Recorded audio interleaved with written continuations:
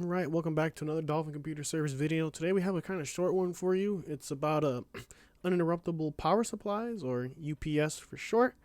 You've probably seen a bunch of these around in your office. You probably don't even realize it. Here's a common one over here, all the way on the extreme right, with the two white cables plugged in.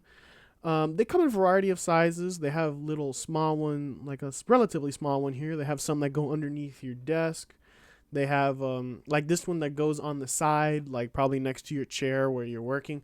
The purpose of these is to provide a solution when you have a brief power outage. Like, let's say you're in a storm and maybe a tree touches a line really quick and you get a quick power flash. Or for if you have an extended power outage, let's say like a few hours, it could either power a low power device such as a modem or a router, or maybe a base station for a security camera, or allow higher power devices enough time for you to shut them down safely. So when the battery does give up all its charge, no data's lost, and the computer's still working fine. Again, these things come in a variety of ways. They even have a low profile one here. Again, the reason why they come in all shapes and sizes is based on what you need, and they go as big here as whole rooms. This is for like a server, basically, when you need it up and running all day every day. So the way these work is you plug it into the wall, like with this cable here, and then everything you see here, better image, and everything you see here that you need powered by the battery in terms of an emergency or when a power outage goes on one side, and the other side is just like a surge protector, basically. If the power goes out, these will not be powered. So again, depending on what you need it for, depends on the size you have. Like this one is 450 VA. Usually in electrical engineering, VA means volt amps. I think here is more a denomination of like its model number and whatnot. But there's really no fixed chart that you can look at and say, well, I need this for this, or that will work for this. There's some calculations involved. It's not too hard. We at Dolphin Computer, we do that for you. If you decide to give us a call and ask for a consultation about what device powers under the power supply you need to get your things up and running, we offer that. So as an example here, I have one similar to this one. Believe it or not, Amazon makes them. They range from about like $35, which is what this one costs, all the way to tens of thousands of dollars. But if you need one of these in your house, again, you probably live in Wayne Manor. But again, so Amazon, you can get an Amazon Basics one of these. You don't have to go crazy expensive. Obviously, the more expensive one either has more capacity or has more features. Like a lot of these not only do surge protection, they do over voltage protection, under voltage protection. And just like the other video that I made about power inverters and generators, which you should totally watch because this also applies kind of to this. Some of these don't use pure sine waves. Some of these use modified sine waves. Usually the cheaper ones, like the $35 one, use a modified sine wave. But again, if you're not using or plugging in anything that requires good clean power, it's more or less okay to use.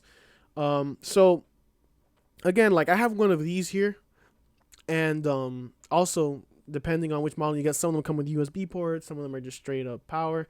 Also, some of them have a USB connection in the back that connects to your computer, so if the power does go out, it'll also put a little alert on the corner of your screen saying, hey, your power went out, you should consider shutting down. So in my case here, I have one of these here, and I only have my router plugged in, my router modem combo, which is also works as voice here in my house. It does all three.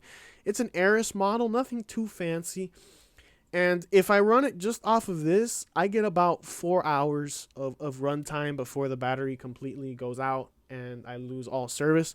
Another thing that I may cover later on this channel is the type of router to use for your home and your network, or good recommendations at least. And another one thing that I like about those Aris modems, and a lot of the Comcast ones have them as well, whereas you could buy a separate battery that goes inside your modem and it'll power it. So between This uninterruptible power supply and the battery in it, I've calculated. I haven't tested them with both yet because the battery I got recently. But with both, because according to the manufacturer, it says you get about 8 hours of runtime off the battery. And if I get 4 here, that means I have about 12 hours of runtime, which is not bad. Most power outages, for like a typical thunderstorm, nothing crazy, no tornado, no hurricane, no earthquake, no blizzard, no nothing.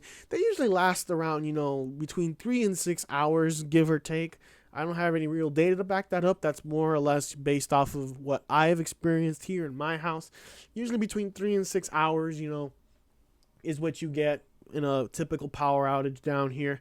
Um, Another thing about these units is a lot of these have user replaceable batteries, which means if the battery dies, you don't have to replace the whole thing. You can just call them up or Google the part number if you see it, and order a battery from them.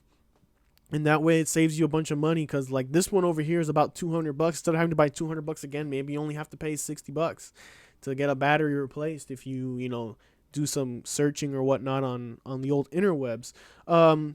Some of these, believe it or not, use actual car batteries, and you could actually make an uninterruptible power supply yourself with a car battery and an inverter.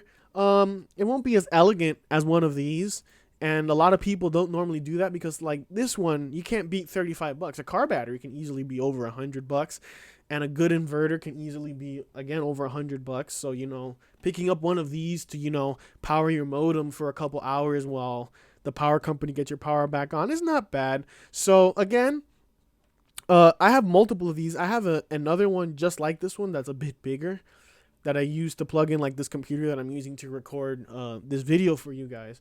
Where if the power goes out, I can safely and in a timely manner. I have about 15 minutes according to the wattage usage that I use for this computer. I have about 15 minutes to get everything in order, save everything, and shut it down. Again, since like all batteries, they're consumable devices and they degrade over time. As the device gets older, the battery, your capacity is less and less. So just keep that in mind. Every once in a while, if you can get to the battery, a lot of them, the battery is easy to get to, just a couple screws. Go out, you can actually go to AutoZone and test the battery. I don't know if they'll do it for these small ones, but usually, or you can go to Walmart and buy a cheap battery tester for yourself. Go in, get it tested. If it passes, you're good. If it doesn't, consider either replacing the whole unit if you want to, or get a new replacement battery. Again, these, like everything, all batteries need to be replaced. These are, believe it or not that far off from your typical car battery. A lot of these are what they call sealed lead acid, which is more or less what your car battery is. It's a sealed lead acid or a form of sealed lead acid, depending on the vehicle. And the way this works is you plug in your computer, you plug in your cable to the wall, and when you turn it on, like some of these, if you don't actually turn it on, nothing will work. You have to turn it on and then it will work. Because in some of those, it's always working off the battery. So even though you have power coming in, the computer is using the battery to power the device is using the battery to power your computer, and the wall is just always keeping it topped off at 100%. So when the battery does go out, you were already on battery power and it's seamless. Some of them do that, some of them don't do that. It depends on, again, the how inexpensive or expensive it is, and what they use inside it. But again, in the end, it's all the same thing. APC, like you see here, is usually what you'll find if you Google UPS for computer. They're the biggest player. There's other people here, like you see CyberPower here. In fact, this one's an Amazon Basics right over here. And you have, and other big players are Eaton. And there was another one here. Toshiba is another big one. But again, when it comes to uninterruptible power supplies, there's always solutions that you can get. And one more thing, a lot of these, believe it or not, have the capability of plugging in like an Ethernet cable. So like even your internet devices that need Ethernet will not only be surge protected, but they'll also maybe have a battery backup. But again, that depends on the model. Like this one actually has a fancy screen. It's just turned off. You can't see it. And then you have the more basic ones from Amazon, and this one, which is about $35. Again, if you need any help, we offer that kind of service to to see exactly what you need for what you want to do and for how long you want to run it. And thank you for watching this video. Have yourselves a great day, folks.